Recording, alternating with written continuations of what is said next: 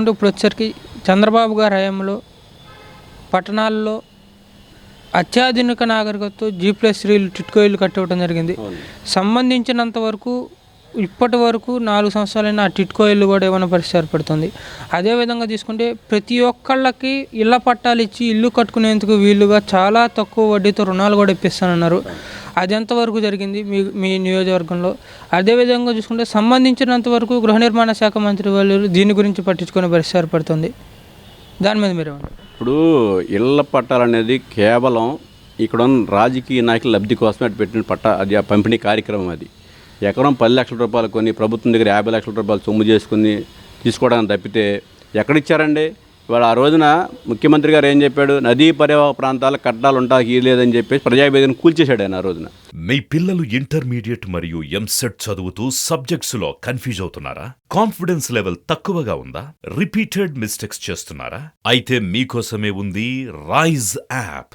1 lakh question bank, performance analysis, online classes by experts, ఇంకా మరెన్నో features తో మీ ముందుకొచ్చింది Rise the perfect guide. Description లో ఉన్న లింకును ఉపయోగించి సబ్స్క్రైబ్ అవ్వండి.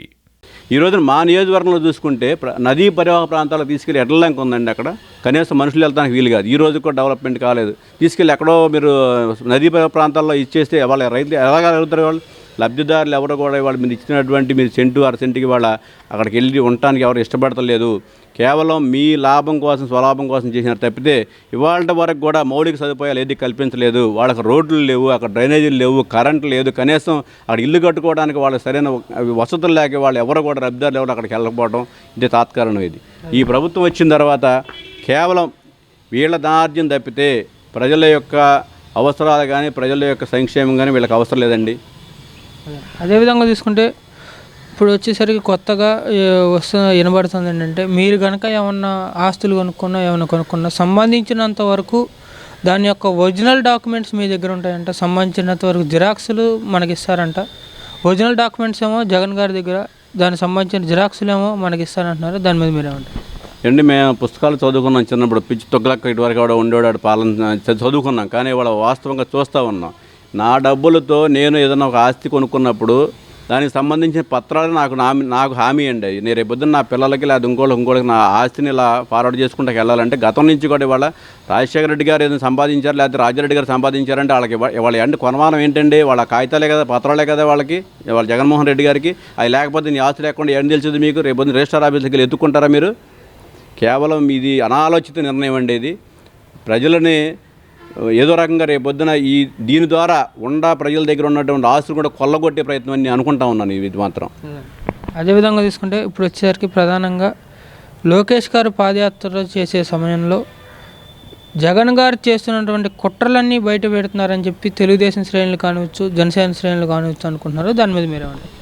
ఆ రోజు జనవరి 27వ తారీఖున లోకేష్ బాబు గారు పాదయాత్ర మొదలు పెడుతున్నప్పుడు ఈ రాష్ట్ర ప్రభుత్వం చాలా హేళనగా మాట్లాడింది. ఆ రోజున పప్పు అంది. ఈ రోజున అదే లోకేష్ బాబు నిప్పయ్యి దావాలంగా వ్యాపించి ఈ వైసీపీ ప్రభుత్వాన్ని దహనం చేస్తున్న విషయం వాళ్ళకి అర్థమైంది. ఎందుకంటే నడుస్తున్న కొద్దీ ప్రజాదరణ పెరిగి లక్షలాదిగా స్వచ్ఛందంగా వచ్చి ప్రభుత్వం మీద వ్యతిరేకత వ్యక్తం చేస్తూ రాబోయే ప్రభుత్వం చంద్రబాబు గారు ప్రభుత్వం అయితే రాష్ట్రాన్ని రక్షించగలడని చెప్పి మరి లోకేష్ బాబు పాదయాత్రకి అనూహ్య స్పందన రావటం ఈ రాష్ట్ర ప్రభుత్వం చూసి ఓర్చుకోలేక తట్టుకోలేక ఎన్నో ఆంక్షలు పెట్టింది.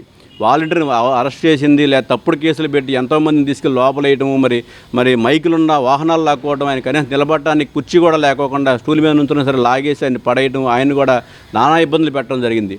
అదే క్రమం అయినా సరే మొక్కవోని దీక్షతో లోకేష్ బాబు గారు చేస్తున్న పాదయాత్ర నిర్విఘ్నంగా దిగ్విజయంగా జరుగుతూ ఉంటే చంద్రబాబు గారు అరెస్ట్ అని ఒక కుట్ర తీసుకొచ్చి ఒక తప్పుడు కేసు ఒకటి పెట్టి ఆయన తీసుకొచ్చి ఆయన జైల్లో పెట్టడం జరిగింది. అదేవిధంగా తీసుకుంటే ఇప్పుడు వచ్చేసరికి ప్రధానంగా మన రాష్ట్రంలో కొత్తగా ఒక కంపెనీ వచ్చింది లేదు, వచ్చిన కంపెనీలు వెళ్ళిపోతున్న పరిస్థితి ఏర్పడుతుంది. సంబంధించినంత వరకు జగన్ గారు పాదయాత్ర చేసే సమయంలో కావచ్చు, నవరత్నాల్లో కావచ్చు, ఇచ్చినటువంటి హామీల్లో ప్రతి ఒక్క జనవరికి జాబ్ క్యాలెండర్ రిలీజ్ చేస్తానన్నారు. డిఎస్ఏ కాదు, మెగా డిఎస్ఏ ఇస్తానన్నారు. ఉద్యోగులకు వచ్చేసరికి సిపిఎస్ విధానాన్ని రద్దు చేస్తానన్నారు. ఈ విధంగా చూసుకుంటే ఏ ఒక్కటి చేయని పరిస్థితి ఏర్పడుతుంది. దాని మీద మీరేమంటారు? నేను ఇందా చెప్పా కదండి, ఈ అబద్ధాలతో వచ్చిన ప్రభుత్వం అండి ఇది. కేవలం వాళ్ళకి పాలన మీద దృష్టి లేదండి, పాలన మీద అవగాహన లేదు. పౌరుల గురించిన అవగాహన లేదు. కేవలం దోసుకొని తప్పితే ఇంకా ఏది కూడా వాళ్ళకి అవగాహన లేదు. ఇవాళ ఉద్యోగస్తులందరికీ కూడా మీరు ఏం కల్పించారు? ఆ రోజున సిపిఎస్ అదే ఉందన్న వారం రోజులు అయిపోద్దని చెప్పారు మీరు. ఇవాళ ఎంతమంది నిరుద్యోగ యువత వాళ్ళు రోడ్డున పడిపోతాం ఈ రాష్ట్రంలో. ఒక్క డిఎస్సీ లేదు, మీరు కనీసం జాబ్ క్యాలెండర్ లేదు. మీరు ఇచ్చిన ఉద్యోగాలు ఏంటి అని అంటే 5,000 రూపాయలకి కేవలం 5,000 రూపాయలు ఇవాళ యువత భవిష్యత్తు నాశనం చేస్తున్నారు. వాస్తవంగా చెప్పాలంటే వాలంటీర్స్ వ్యవస్థ ఇవ్వడం వల్ల మీరు ఏమవుతుంది? 5,000 రూపాయల కోసం వాళ్ళ ఆ గ్రామాల్లో ఉండిపోవాల్సి వచ్చింది. వాళ్ళు పాపం ఎందుకు ఉండిపోయారు? 5,000 రూపాయల కంటే ఇంకా వేరే ఉద్యోగ అవకాశాలు లేవు. ఎంతో డిగ్రీ చదువుకొని పీజీ చేసుకున్న కూడా వాళ్ళకి సరైన ఉద్యోగ అవకాశాలు లేకపోవడం, లేకపోతే వాళ్ళకి భద్రత కల్పించకపోవడం వల్ల వాళ్ళ ఈ నిరుద్యోగ ఏదో ఒకటి బతకాలనే ఆలోచనలో ఇవాళ 5,000 రూపాయలకి చేర్చ జరుగుతూ ఉంది. ఇవాళ 5,000 రూపాయలు ఏ పక్వత ఏం చెప్పి అడుగుతా ఉన్నాను ఇవాళ. అదేవిధంగా తీసుకుంటే సంబంధించినంత వరకు ఈ యొక్క పరిశ్రమల మీద దీని మీద ఐటీ మినిస్టర్ గారు కూడా పట్టించుకునే పరిస్థితి. అదేవిధంగా చూసుకుంటే విద్యాశాఖ మంత్రి గారు అయితే మన రాష్ట్రంలో ఎక్కువ మంది చాలామంది చదువుకుంటున్నారు కాబట్టి ఉద్యోగాలు ఇవ్వలేకపోతున్నాం అని చెప్పి విద్యాశాఖ మంత్రి గారు అంటున్నారు. దాని మీద ఇది చాలా హాస్యాస్పదం అండి. ఎక్కువ మంది చదువుకుంటే డెవలప్ అవ్వడం, ఎక్కువ మంది చదువుకోవాలి, ఎడ్యుకేటెడ్ అవ్వాలనేది మనం ఎప్పటి నుంచో కూడా మనం ప్రభుత్వాలు వాళ్ళ విద్యా వ్యవస్థను బలోపేతం చేసి విద్యా వ్యవస్థ ద్వారానే ప్రజలకు అవగాహన కలుగుద్ది, లేకపోతే పౌరుల యొక్క వాళ్ళ యొక్క జీవితాలను మెరుగుపరచుకోవడానికి విద్యా వ్యవస్థ కావాలి.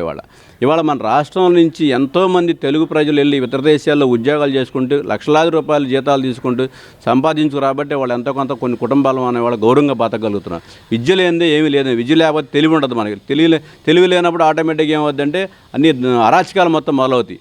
ఎక్కడ ఏ దేశంలో వెళ్ళినా సరే విద్యకు ముందు ప్రాధాన్యత ఇస్తారు. విద్యను ఉచితంగా ఇవ్వాలని చెప్పి మేము మనస్ఫూర్తిగా కోరుకుంటున్నామండి. అది అదేవిధంగా తీసుకుంటే వచ్చేసరికి నాడు నేడు కింద ప్రతి ఒక్క నియోజకవర్గంలోనూ రాష్ట్రం మొత్తం మీద పాఠశాలలన్నీ బాగు చేస్తానన్నారు. సంబంధించినంత వరకు మీ వైపు పాఠశాలలు ఏమన్నా బాగోవటం జరిగింది. అదేవిధంగా చూసుకుంటే అమ్మఒడి అని చెప్పి ప్రతి ఒక్క ఇంటికి ఎంతమంది పిల్లలు ఉంటే అంతమంది పిల్లల అకౌంట్లో అమ్మఒడి అని చెప్పి సంవత్సరానికి వచ్చేసరికి 15,000 రూపాయలు వేస్తామన్నారు. అది ఎంతవరకు సాగుతుంది? నాడు నేడు అనేది గత ప్రభుత్వంలో, తెలుగుదేశం ప్రభుత్వంలో కూడా మనం ప్రతి పాఠశాలన్నీ కూడా ఎక్కడన్నా మరమ్మతులు నోచుకోకపోతే మరమ్మతులు చేయటం, వాడికి పెయింట్లు వేపించి చక్కగా చేయటం, సుందరంగా చేయటం, అదేవిధంగా వాళ్ళకి బెంచీలు బల్లలు కల్పించడం గత ప్రభుత్వం నుంచి ఉందండి. వాళ్ళు కొత్తగా వీళ్ళు చేసేది ఏమీ లేదు.